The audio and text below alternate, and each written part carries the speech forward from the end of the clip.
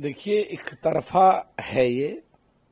जो आपसी सहमति से कोई चीज तय होती है, उसमें माननीय प्रधानमंत्री ने इस बात को माना नहीं है, क्योंकि किसानों के हित, पशुपालकों के हित, मछुआरों के हित और छोटे व्यापारियों के हित इम्पैक्ट और डेंट हो रहे थे। जहां तक बात है, विपक्ष इस पे भी राजनीति कर रहा है।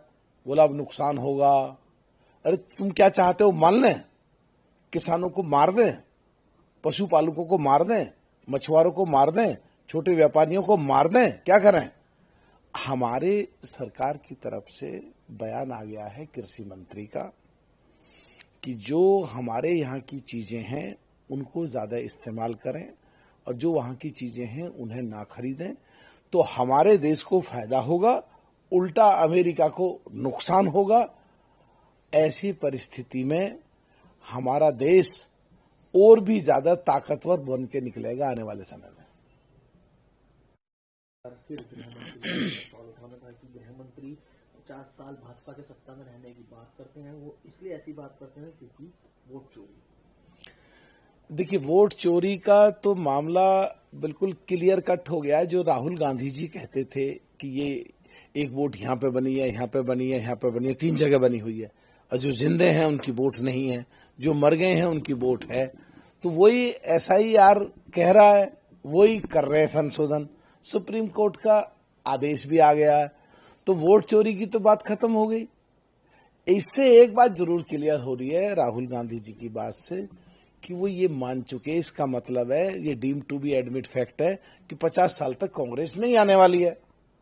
और जहां तक बात है कि 50 साल में जमीनें भी चोरी हो जाएंगी, भाई क्या बोल रहे हैं, क्या नहीं बोल रहे हैं? जमीनों को चोरी करने की बात कर रहे हैं, ये इकोनॉमी को देश की डेड करने की बात कर रहे हैं, क्या बोल रहे हैं?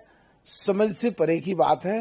राहुल गांधी जी LOP के पद पे हैं, संवैधानिक पद है, बहुत जिम्मेदार बड़े नेता हैं कांग्रेस के, सर्वा सर्वे हैं। उनको सोच समझ के बोलना चाहिए कि वो क्या बोल रहे हैं। ऐसी बात से तो कई बार लगता है कि लोग मजाक उड़ाने लगते हैं। नेता पहले लोगों ने आपका वोट का अधिकार छीनेंगे, फिर राशन का अधिकार छीनेंगे, उसके बाद जमीन का अधिकार छीनेंगे, और ये सब अडानी अंबानी को आगे बढ़ाने के लिए होगा। ये सब उन्होंने वोटर अधिकार यात्रा में अपनी बात रखी। क्या बोलते हैं, क्या बोले राहुल गांधी जी पे? वोट चोरी का सामने पूरे देश के सामने आ गया।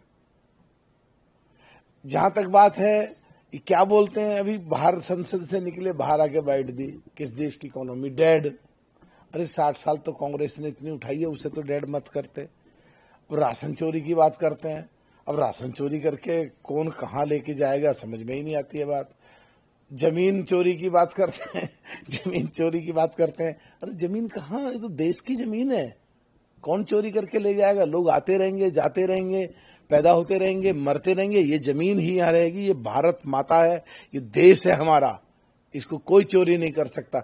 बहुत जिम्मेदार पद पे हैं, LOP के पद पे हैं, संवैधानिक पद पे हैं, कुछ सोच समझ के बात करनी चाहिए। ऐसे कुछ भी बोल देंगे तो ये तो बिल्कुल एकदम ऐसी बात है कि लोग फिर मजाक उड़ाएंगे इसका।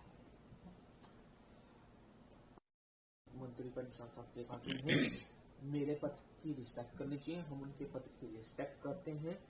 प्रधानमंत्री रिस्पेक्ट नहीं करते हैं। सेंट्रल गवर्नमेंट जो है हमें फंड्स नहीं दे रहे हैं, जो 100 डेज की स्कीम है NAL जल योजना को लेकर। कि जहां तक बात है ममता बनर्जी जी की, वो पूरे सो-कॉल्ड इंडिया गठबंधन को देखें तो वो तो उल्टा प्रधानमंत्री जी को कहते हैं चौकीदार चोर। तो चोर तो वो पिछले 6-7 साल से लगातार कह रहे हैं, कभी वोट चोर। अरे जो राहुल गांधी जी कह रहे हैं वही SIR कर रहा, फिर काहे की वोट चोर? सुप्रीम कोर्ट का आदेश भी आ गया इस पे, काहे की वोट चोर? चोर खुद कह रहे हैं और वो कह रहे हैं कि हमें चोर कह दिया। कमाल की बात है।